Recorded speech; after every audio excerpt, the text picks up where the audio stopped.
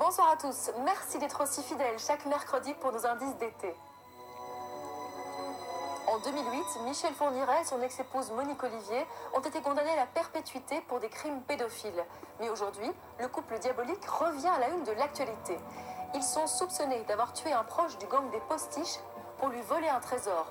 Le gang des Postiches, c'est ce gang qui a dévalisé de nombreuses banques en France dans les années 80 et dérobé des millions d'euros avant de planquer leurs magots. Retour sur cette incroyable affaire avec Emmanuel Pratt. Nous sommes à Paris, invités dans les studios de RTL France. Jacques Pradel nous livre ses impressions sur la plus incroyable affaire judiciaire de ces dernières années. Michel Fourniret et le trésor des Postiches, c'est presque un titre de roman d'aventure.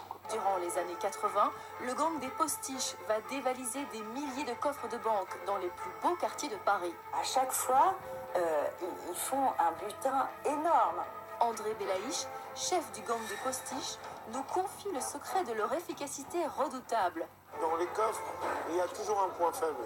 Et si vous touchez le point faible, ça s'ouvre comme des boîtes de sardines. Ça peut se passer bien, allez, 50 fois, 20 fois, 30 fois. Mais le jour où ça se passe mal, ça se passe vraiment mal. Un jour, ils ont caché leur trésor et c'est là où Michel Fourniret va intervenir dans cette histoire. Michel Fourniret, incarcéré, va par un concours de circonstances incroyables mettre la main sur le trésor du gang des Postiches. C'est l'histoire la plus extraordinaire des affaires Fourniret. Les autres, ce sont des affaires lamentables d'agression de jeunes femmes, de gosses et compagnie. Mais là, celle-ci, bien sûr, il y a meurtre, mais c'est vraiment un scénario de film incroyable.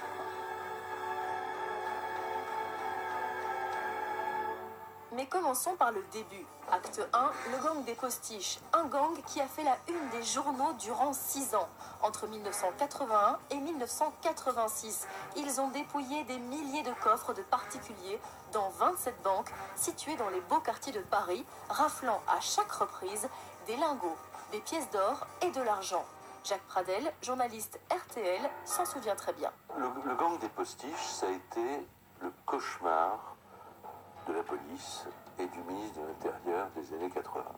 Ils ont l'idée, mais bon sang, mais c'est bien sûr, on va descendre à la salle des coffres, et là, on ne va pas prendre le coffre de la banque, qui est hyper sécurisé, on va se faire entrer dans la salle là où plein de clients de la banque ont leur petit coffre, avec leurs petits secrets, avec leurs petits lingots, avec leur argent. Et ceux-là, ils savent, parce que ce sont des professionnels, qu'on peut les fracturer très facilement avec un marteau et un burin à l'ancienne. Pour Patricia Touranchot, journaliste à Libération, le gang des Postiches n'a aucun secret. Elle leur a d'ailleurs consacré un livre. Leur particularité, ils se déguisent. Alors, un s'habille avec un loden vert, une casquette british, un parapluie parfois, un autre en commandant de bord, genre d'Air France, quoi. Il y en a un autre qui s'habille en vieux, donc un vieux avec une perruque poivre et sel, un intermastic, etc. Et donc, c'est un vrai carnaval, quoi. Alors, ils ont deux équipes, hein. Ils ont l'équipe d'accueil, et vous savez, quand ils rentraient dans la banque, ils disaient « Bonjour, contrôle fiscal ». Bon. Et puis, la première partie de la bande restait. Donc, s'il y avait des clients qui entraient dans la banque, on les faisait prisonniers, on leur mettait un pétard sur la tempe et on leur disait « Tu bouges pas » et ça va être bientôt fini. Puis la deuxième équipe, alors là, c'est l'équipe des vrais braqueurs, c'est-à-dire les gens qui attaquent les coffres. 100 coffres, 150, 200, 270, enfin bon, extraordinaire. Et ils repartent avec leur butin. Un homme connaît tous les secrets de ce gang qui agit toujours sans violence. Son nom, André Belaïch. C'est lui le chef du gang des Postiches. L'homme qui a amassé des millions pendant des années possède aujourd'hui des magasins de DVD à Paris. Il a accepté de nous rencontrer, il se dit rangé et assagi, mais il n'a rien oublié, surtout pas le secret de leur braquage, un marteau et un burin. Et par magie, dans les coffres, il y a toujours un point faible. Et si vous touchez le point faible, ça s'ouvre comme des boîtes de sardines. J'avais calculé que leur rythme, enfin leur rendement pour casser les coffres, c'était genre toutes les 20 secondes. Donc ça y va. Chaque fois, ils font un butin énorme. Dès les coffres coffre trié et vidé, le gang repart comme il est venu, en toute simplicité. Ils savent que la police, faute d'équipement efficace, n'arrivera jamais à les arrêter. Alors ils s'amusent comme des enfants. Ils narguent les autorités et ne braquent que quand ils ont besoin d'argent pour se faire plaisir. Les postiches avaient un truc fabuleux, c'est qu'ils savaient disparaître pendant un an. Ils revenaient pour un mois, 15 jours, et ils s'envolaient. Ça veut dire quand même que pendant toutes ces années, ils ont accumulé un trésor absolument magnifique. Entre deux braquages de banque, ils partaient en vacances en Thaïlande, ils allaient claquer leur pognon aux Antilles, à Monaco, ils jouaient dans les casinos, enfin, voilà, un peu comme des espèces de bandes de grands gamins, quoi. Le problème avec ces trucs d'attaque bancaire et de hold-up en général, c'est que ça peut se passer bien, allez, 50 fois, 20 fois, 30 fois. Mais le jour où ça se passe mal, ça se passe vraiment mal. Et ça va mal se passer le 14 janvier 1986. Le gang des postiches veut faire le tour du monde en famille. André Belaïch ironise en se souvenant de ce projet faramineux qui a commencé au Salon Nautique. Le projet, c'était d'acheter un très grand bateau. Et on se préparait à l'acheter. Et donc, on réunissait cet argent avec l'aide des banques. Parce que les prêts, pour nous, étaient très faciles, vous savez. On sonnait à la porte, on disait on a besoin de temps, on n'avait pas besoin de garantie. Là, le 14 janvier 86, les postiches font un premier braquage le matin, ils décident l'après-midi, ils ne sont pas tous d'accord d'ailleurs, d'aller braquer une nouvelle banque. Et là, la police est alertée par l'alarme, en fait, dans la salle des coffres. Et il y a 67 policiers à bord de 31 véhicules, bon, en civil évidemment, qui se planquent dans tout le quartier autour de la rue du Docteur Blanche. Et là, ça va très mal se passer, enfin, je ne vais pas vous refaire l'histoire. Mais il y a fusillade, évidemment, les postiches s'aperçoivent que bon, ils sont attendus dehors, il y a 2 morts, un des voyous, un policier. Les membres du gang prennent la poudre d'escampette. On croit le gang des postiches à terre, mais pas du tout. La suite est tout aussi rocambolesque. Après avoir caché le trésor dans les murs et les plafonds d'une maison ailleurs dans l'Essonne, André Belaïch et son complice Miska quittent la France pour l'Italie. Ils traversent les Alpes à ski. Peu de temps après, André Belaïch se fait interpeller en voiture lors d'un banal contrôle de papier. Donc je me fais arrêter à Rome. Et je dis au flic qui m'a arrêté, vous allez le regretter. Il m'a dit pourquoi, je lui ai dit venez voir. 2 mois après, je me suis évadé avec un hélicoptère. J'ai mes camarades qui sont venus me chercher dans la cour de la prison. La plus inviolable du monde, madame. Ah mais pour de vrai. L'hélicoptère de la Croix-Rouge se pose dans la cour de la prison. André Belaïch ne part pas seul, il embarque un copain de préau, un certain Esposito. Un homme qui va jouer un rôle essentiel plus tard. Un homme qui va permettre à Michel Fourniret de devenir un tueur en série. Il se pose sur un stade de foot, pendant un match de foot, à côté des studios de Cinecittà. Et là, en fait, les spectateurs pensent à une attraction et se mettent à applaudir quand l'appareil atterrit. Et les postiches s'en vont. Ils vont se réfugier dans la maison ailleurs, là où Miska avait emmuré tout l'or dérobé lors des braquages. Nous sommes en décembre 1986. Le gang décide de déplacer une partie du butin dans un cimetière en banlieue parisienne. Et une nuit, ils partent. Ils mettent 34 lingots d'or et des tas de pièces d'or dans une caisse à outils de mécaniciens. Là. Ils vont planquer cette caisse à outils au pied de la tombe d'un monsieur qui est mort en 1910 ou un truc comme ça, qui s'appelle Louis Glorian. Donc personne ne viendra, la tombe est totalement désaffectée. Ils retournent à hier dans l'Essonne dans leur planque et ils se font arrêter le lendemain ou le surlendemain par le raid. Les membres du gang des postiches sont arrêtés. La partie est finie. André Belaïch sait qu'il n'échappera pas à une sanction, mais il a un plan. Il veut échapper à une lourde condamnation. On s'est dit, on va sortir par la porte. On s'était terriblement bourgeoisés, vous savez. Et on s'est battu contre toutes les procédures. Et au lieu de faire les 20 ans qu'on me prédisait, j'ai fait entre 4 et 5 ans de prévention. Voilà. Et je pense avoir été l'homme qui a eu le plus de non-lieux en France.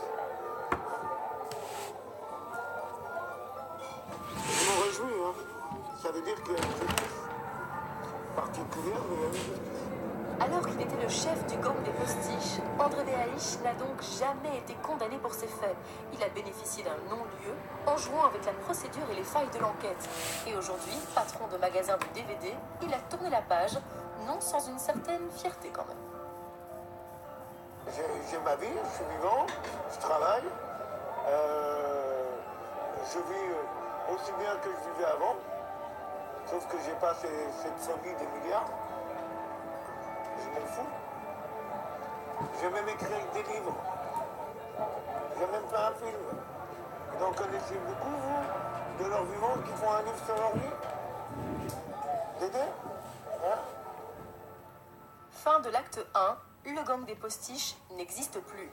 Place à l'acte 2, le trésor et Farida Amish. Et c'est là où Michel Fourniret va intervenir dans cette histoire à la suite d'une série de hasards absolument incroyables. Des hasards qui nous emmènent une nouvelle fois en prison, mais cette fois en France, à la prison de Fleury-Mérogis. En 1984, le gang des postiches n'est pas encore démantelé. Un homme vient d'être arrêté pour une agression sur une jeune fille.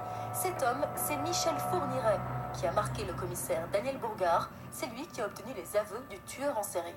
Il va être placé en détention et il va faire un tableau synoptique là, à la juge en lui expliquant 7 autres faits. Incroyable, des tableaux dignes des nôtres. Michel Fourniret va envoyer à la juge d'instruction un document inouï dans lequel, de manière très méthodologique, il va expliquer chaque agression sexuelle et les circonstances de ces agressions et les particularités de ses victimes. Ce document, le voici, il est sidérant, il démontre la personnalité machiavélique de Fourniret. 1981, Étampes, écolière, 13 ans. Émotion de celle d'un enfant lorsque j'eus embrassé son visage, la prise aux épaules, me dit « Ne faites pas ça ». Je la répondis à son domicile. Michel Fourniret sera condamné pour ses agressions à 7 ans de prison, dont 5 ans ferme. Il partage durant 1 mois sa cellule avec Jean-Pierre Elgouarch, qui le prend sous sa protection. Cet homme a collé la photo de sa compagne Farida Amish sur le mur. Lorsqu'il sort de prison avant Elgouarch, Fourniret va avoir une étrange réaction envers Farida, la femme de la photo. Il va prendre contact avec elle, il va lui dire voilà, votre mari m'a rendu des services en cellule quand j'étais avec lui, donc sachez que si vous avez besoin de quelque chose, je suis à votre disposition pour vous dépanner éventuellement. Et il va laisser ses coordonnées. Farida va aller voir, donc Jean-Pierre Elgouarch en prison, va lui faire part de cette... Et Jean-Pierre Elgouarch va dire c'est des termes qu'il va employer exactement. L'histoire pourrait en rester là, mais non. Esposito, qui s'était évadé avec André Béhaïch en hélicoptère de la prison de Rome et qui avait aidé le gang 15 mois plus tôt à cacher une partie du trésor dans le cimetière, est en prison en France. Et c'est là la surprise. Il se trouve que depuis quelques mois, Jean-Pierre Elgouarch est en détention avec un nommé Esposito. Il sympathise au fil et à mesure des mois, et à un moment donné, tout c'est dans le même temps, à un moment donné, Esposito va lui dire voilà, moi je sais où il y a de l'or de planqué, mais je ne peux pas les récupérer parce que je suis détenu. Par contre, si toi tu as une possibilité, on fait 50-50, il dit on fait 50-50. Il dit il y a plusieurs kilos. Bon, Elgouarch, par une affaire, c'est une affaire qui lui tombe des nues, et si c'est vraiment pas bon, il dit oui, pourquoi pas. Il n'a qu'un contact à l'extérieur, c'est Farida, donc il demande à Farida écoute, voilà, j'ai peut-être une possibilité de récupérer une quantité d'or importante. Il faut que tu fasses aménager une cage dans ta voiture et que tu ailles là où je suis viré. Il dit moi, aménager une cage, je ne sais rien faire. Et il dit à qui je peux demander. À Michel Fourniret, qui lui avait proposé son aide quelque temps auparavant. Elle lui offre 500 000 francs en contrepartie de ce coup de main. Fourniret accepte sans hésitation. Et donc, les voilà partis, une nuit, Michel Fourniret et Farida Amish, dans le cimetière de Fontenay-en-Parisis, à déterrer, au pied de la tombe de Louis Glorian, la caisse à outils qui contient les 34 lingots, les pièces d'or. Ils rapportent tout chez Farida Amish et Elgouarch, à Vitry-sur-Seine. Le lendemain matin, Fourniret organise, monte des fausses descentes d'eau dans laquelle il plante tout cet or-là. Farida lui donne la part qui lui revenait et il rentre chez lui.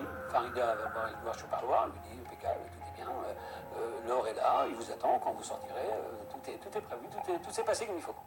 Du moins, c'est ce que Farida Amish, Jean-Pierre Elgouarch et Esposito pensent. Mais Michel Fourniret et Monique Olivier ont, eux, un autre plan. Savourez un vrai jus de fruits bio sans sucre ajouté. Granini bio, 3 goûts sensationnels, 100% de fruits.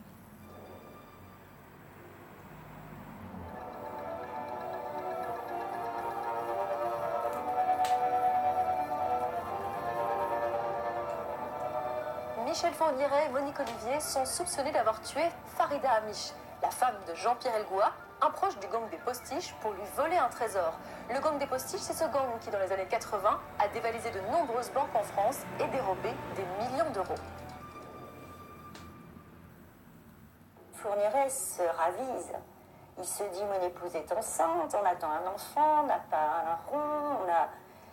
Et là, ça le trotte et il se dit autant voilà, 500 000 c'est pas mal, mais je pourrais avoir beaucoup plus. Et donc, Fourniret tend un piège à Farida Amish.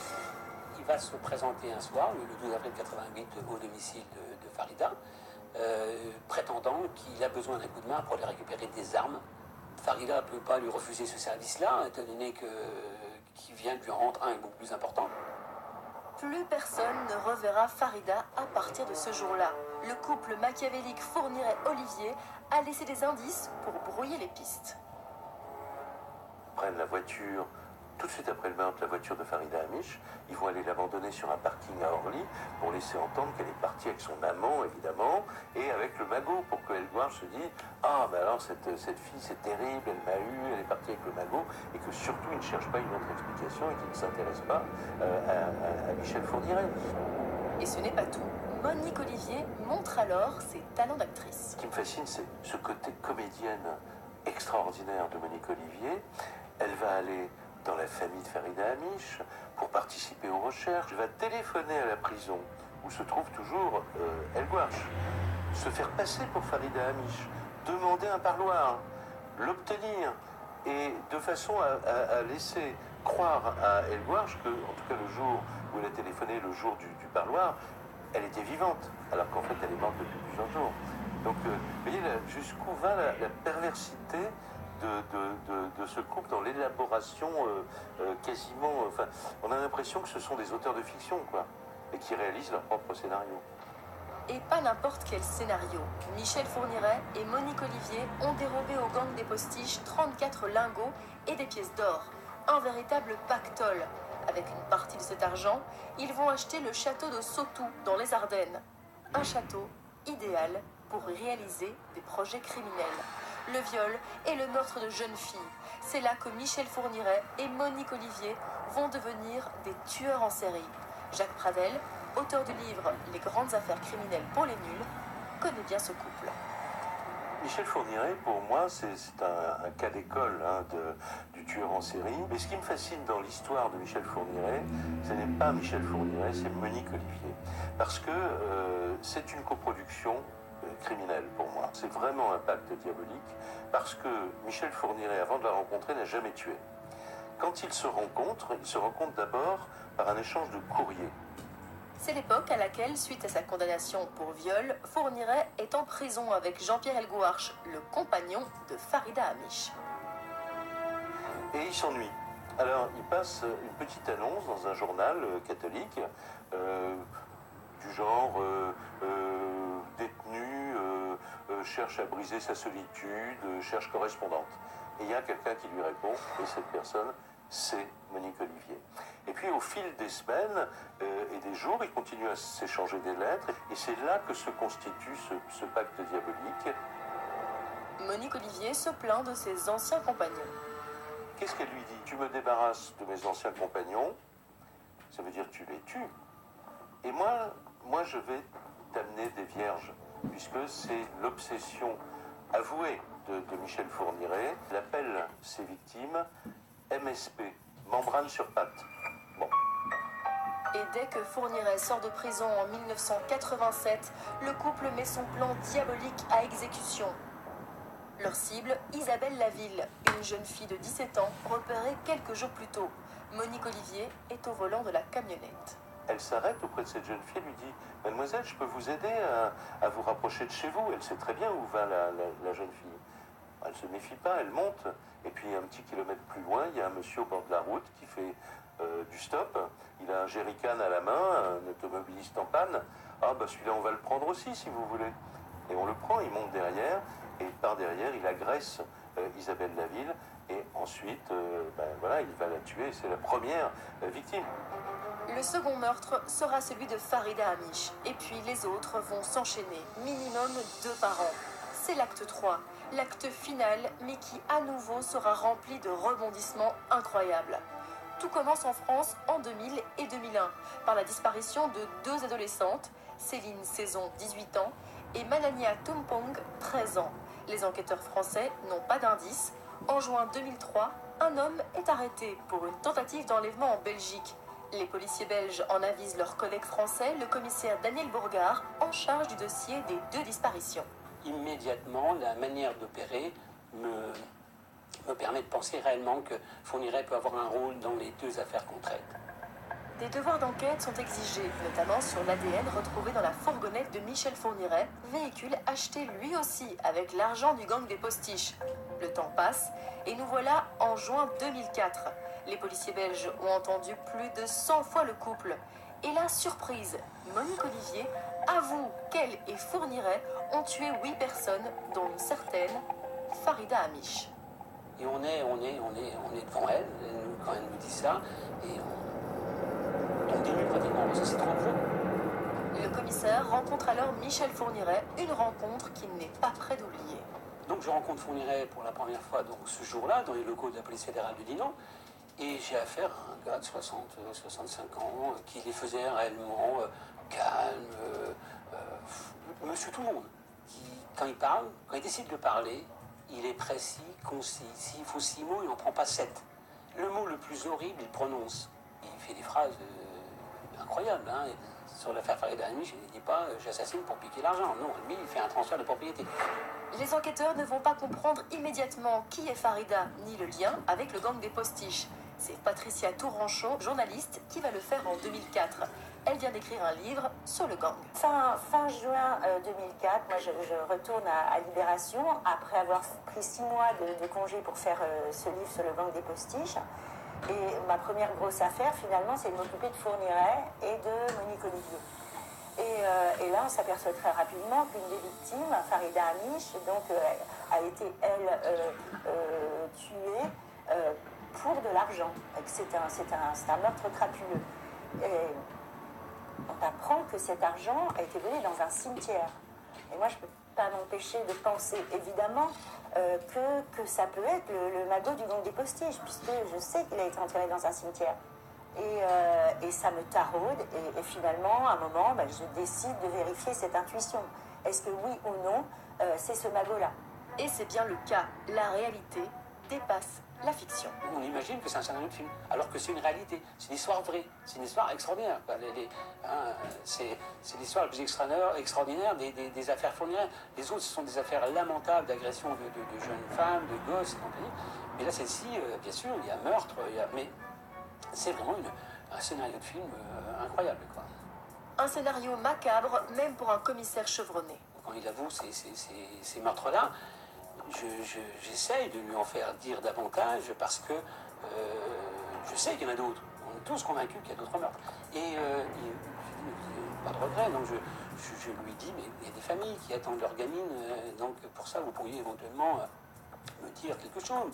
Monsieur Bourgard, des regrets à la première peut-être, mais là, je peux rien regretter, mais pareil, clair, net, précis, froid, mais voilà, ça c'est la personnalité de Fourniret. Celle de Monique Olivier étonne également le commissaire. L'aspect le plus surprenant dans le couple Fourniret, c'est elle presque. Fourniret, bon, c'est un tueur froid comme j'ai jamais connu, mais elle, c'est une femme qui est insaisissable. On ne comprend pas comment elle est là. On n'a jamais réussi à faire le tour de cette femme-là. Elle est flasque, elle est molle, elle est toujours victime. Du moins, c'est ce qu'elle essaye de faire croire. Moi, je pense intimement que Monique Olivier, d'abord, a un QI beaucoup plus élevé que celui de Michel Fourniret, et qu'elle est son égérie du crime, qu'elle est en fait sa manipulatrice, que son talent, sa force, son secret, c'est de provoquer les fantasmes et d'amener au passage à l'acte son compagnon à son insu, en lui laissant croire qu'il est le maître du jeu, alors qu'en fait, il est sa marionnette. Et elle sait exactement quels sont les désirs de son Michel Fourniret, son cher Cannes, comme elle l'appelle.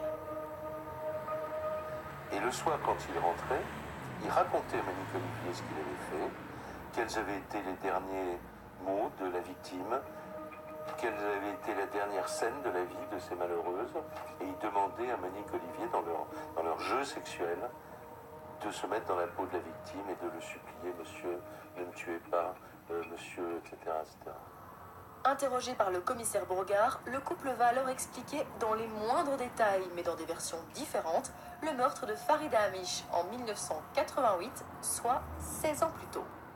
Ils avaient prévu d'aller dans un hangar qui connaissait à côté de chez eux, qui est Clairefontaine, et là, ils devaient la tuer. C'était prévu comme ça. Donc ils sont arrivés en voiture, tous les trois. Fourniret est parti avec Farida vers ce hangar-là, et Monique nous explique qu'elle les a vus revenir tous les deux, quelques minutes après, et ils montent dans la voiture, elle explique que la voiture remue beaucoup, elle nous dit, je pense qu'il l'a violée. Et quelques minutes après, il ressort, et il prend le corps de Farida qu'il a étranglé, et il la met dans le coffre de la voiture. Il nous dit, il a enterré le corps de Farida très peu profond. Le corps, malgré les recherches et les indications de Fourniret, n'a jamais été retrouvé. Une femme pourtant est convaincue que Fourniret sait où se trouve le corps de Farida. Cette femme, c'est maître Corinne Herman. Lors de notre rencontre à Paris, nous découvrons un détail incroyable. Farida avait effectivement un amant qui vivait avec elle depuis quelques mois, un Chinois rencontré lors d'un cours de chinois. Au moment où Farida a projeté d'aller chercher le magot des postiches avec Fourniret, elle éloigne son compagnon 2 jours avant qu'il soit au courant de rien, je pense. Aujourd'hui, cet homme n'a qu'un souhait, retrouver le corps de Farida et lui offrir une sépulture. Et pour Corinne Herman, Fourniret n'a pas tout dit. Il sait exactement où il a mis le corps de cette jeune femme. Il le sait d'autant mieux que Monique Olivier nous dit qu'il est revenu sur les lieux pour modifier, pour reprendre le corps et le déplacer parce qu'il avait peur qu'on le trouve trop facilement.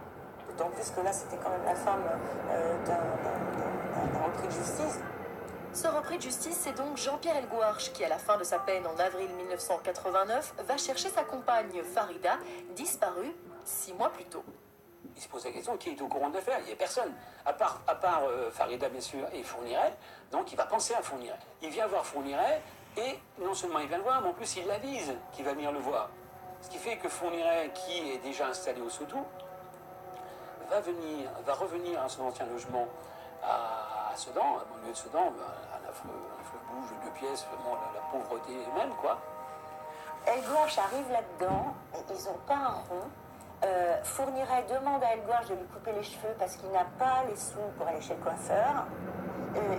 Elgouarch a couché au fond du jardin dans la caravane. Enfin, Elgouarch dit c'était les Thénardier. Voilà, ils lui ont fait, les Fourniret ont fait lui ont joué le coup de la pauvreté et Elgouarch l'a cru. En tout cas, jusqu'en 1990, lors d'une audition, Elgouarch apprend que Michel Fourniret est domicilié au château du Sotou et non à Sedan. Furax, il décide de retourner au château, mais cette fois sans prévenir. Les jeux sont faits. Ils foncent au château du Sotou, armés, et ils décident de buter Fourniret. Fourniret le voit, et Fourniret prend sa bagnole et s'enfuit. Il va sauter dans sa voiture, il va passer au niveau, il n'y a qu'une allée, donc il est obligé de passer au niveau d'Elgouarch. Elgouarch va dîner, son chargeur sur la voiture de Fourniret, il n'a pas touché. Jean-Pierre Elgouarch avance dans l'allée et rejoint Monique Olivier qui est dehors, devant le château.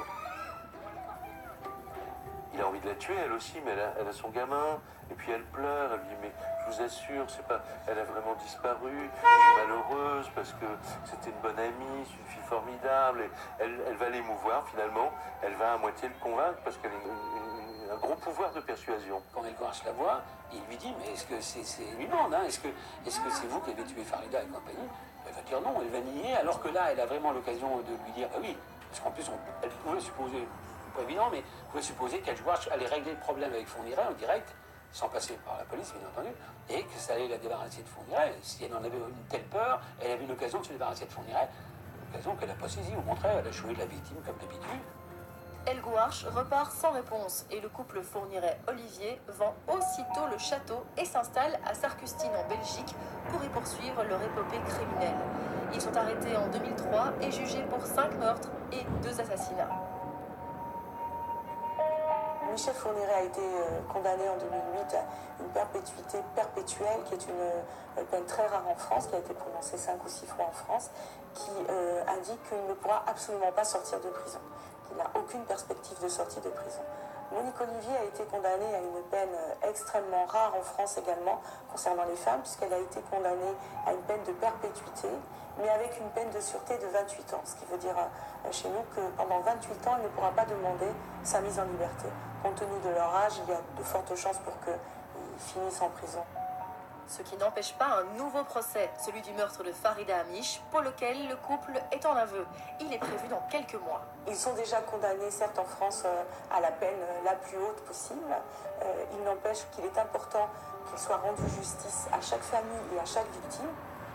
Une question essentielle se pose. Michel Fourniret et Monique Olivier ont-ils révélé tous leurs secrets? Y a-t-il d'autres victimes? Pour certains, c'est une certitude. On a toujours été convaincus, on le reste totalement, qu'il y a d'autres affaires de Fourniret, il y a d'autres victimes de Fourniret. Et puis on va trouver 800 kilos de sel de déneigement. Et à quoi peut servir le sel de déneigement quand il ne neige pas? C'est à faire disparaître des cadavres, parce que voilà, c'est comme de la chaux vive, et ça permet de dissoudre les corps. Michel Fourniret nous dit lui-même dans ses auditions, il dit « J'ai au moins tué 2 fois par an ». Donc à supposer qu'ils nous disent la vérité, ça fait 20 victimes. Il est vraisemblablement l'auteur de plusieurs autres assassinats qui se sont déroulés dans ce qu'on appelle la période blanche, c'est-à-dire entre 1990 et 2000, où curieusement on n'a pas d'éléments, on n'a pas trouvé de corps, on n'a pas de personnes disparues et on n'a rien trouvé. Moi j'ai du mal à penser qu'un tueur en série s'arrête pendant 10 ans. Ces 10 années restent un mystère dans la triste carrière criminelle du couple Fourniret-Olivier. Durant cette période, des jeunes filles ont disparu, mais les corps n'ont jamais été retrouvés. Pourtant, une simple comparaison ADN permettrait d'élucider peut-être une de ces disparitions. Il y a au moins 30 ADN, ou en tout cas empreintes génétiques ou traces génétiques, qui ont été retrouvées dans le fourgon de Michel Fourniret. Mais ces traces n'ont jamais été exploitées par la justice. On ne comprend pas qu'en France, compte tenu du nombre d'affaires non résolues, on n'ait pas comparé ces ADN à ceux de victimes de jeunes femmes ou d'enfants qui sont recherchés. Et d'ailleurs, je ne sais même pas si les autorités belges sont au courant de l'existence de ces empreintes génétiques, puisque effectivement, ils s'étaient installés en Belgique. Elles concernent autant la Belgique que les pays qui pourraient s'être trouvés sur son chemin, puisqu'ils bougeaient quand même. Il y a des familles qui attendent des réponses, et c'est important pour eux.